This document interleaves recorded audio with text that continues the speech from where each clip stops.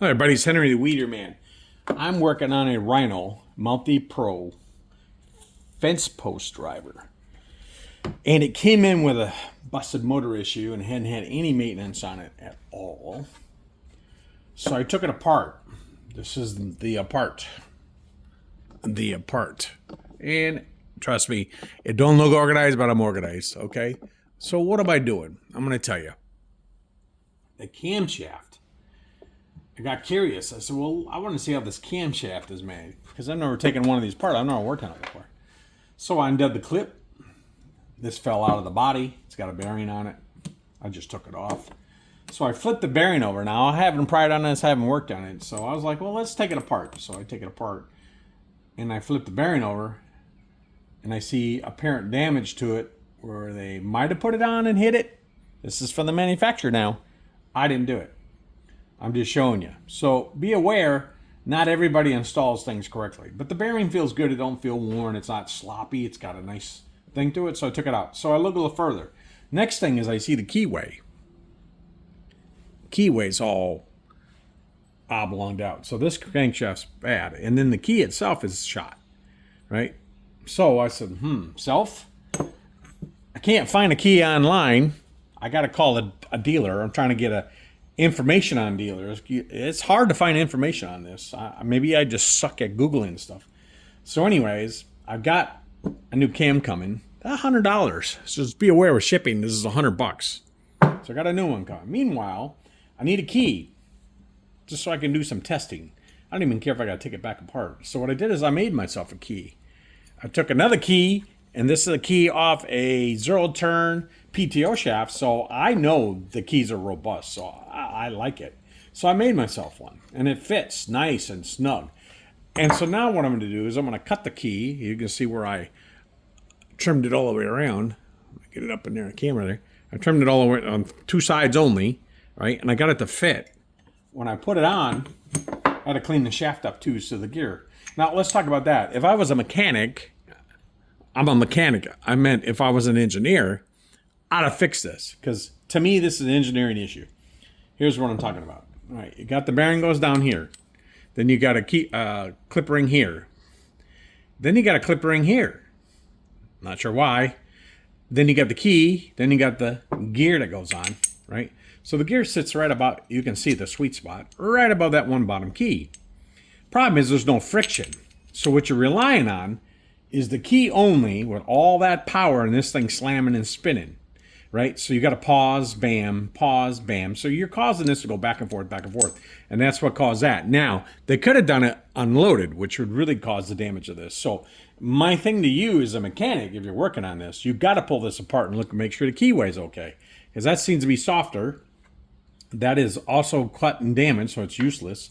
So it's not very big either. It doesn't go the whole length of the shaft. It's just a little token in there. And then there's no friction.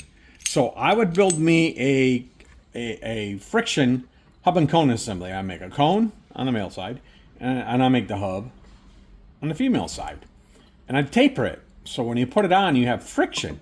And you can blue check that. You can use lapping compound. Then you can blue check it. And then put a nut on it so you torque it down to, say, 120 foot-pounds. I don't know, I'm just giving a weird number. Maybe 60 foot-pounds. They like to do inch-pounds, right? And you torque it down. And now it's torqued down on the hub and cone, and it's locked on there.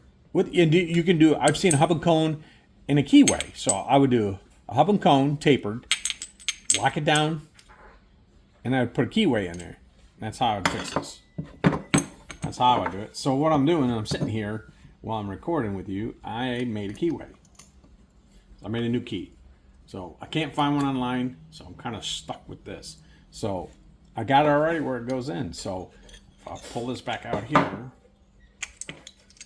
right about there, it'll go in. I got to cut it off. So my next step is to cut it off the blank I got here, and I only use a little bit of it. See how it goes in there? And it's tight. There's no slop in there at all. So once I get it locked down in there, that's going to fit nice. So that's a temporary. I did Google a guy on eBay and asked him if it came with the new camshaft. My guess would be no. But at least I have a nice tempered one that I know has come off of something that can handle this type of torque and stress, because there's nothing else that holds this gear on. It's strictly held on with clips.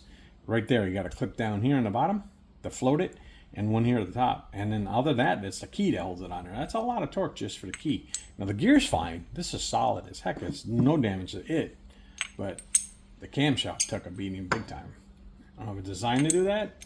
Maybe it's a weak spot, so if you do something wrong, it destroys it. But for $100, that's not a cheap part.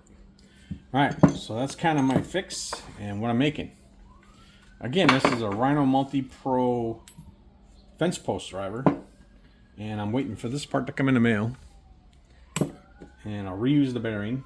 I got the other kit, a Multi Pro kit for drivers. I got that in the mail today, so some of that I'm going to put together. I can do it, but it really doesn't pay to, so I can put some of the software and change out all this old software and put the new software on, and then I won't put it all together until I get all the pieces, because it doesn't pay to stick your fingers in the grease and get all messed up and then wasting the grease, because it's got special grease, of course.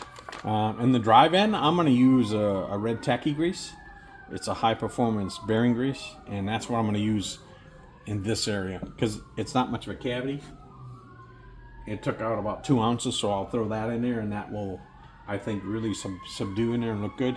I asked them if it took this stuff.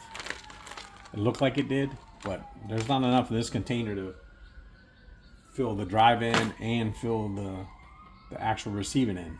So I don't know why I didn't send 2. That's so much of a kit. It don't do any good when the drive end is take shit, probably 2 of those. So I'll just put I took about 2 ounces of that type of grease out, so I'll probably put about 4 ounces back in there. It's not a pressure cavity. I don't think it get entirely too hot, and I'll just use red tacky wheel bearing grease in there on this side. On the other side, because of all the components and the high friction, I'll use their grease. All right, that's Henry the Weeder Man out on a Rhino Multi Pro XA model, and camshaft. Do the inspection. You don't know what you're going to get if you don't look into it, and that's it.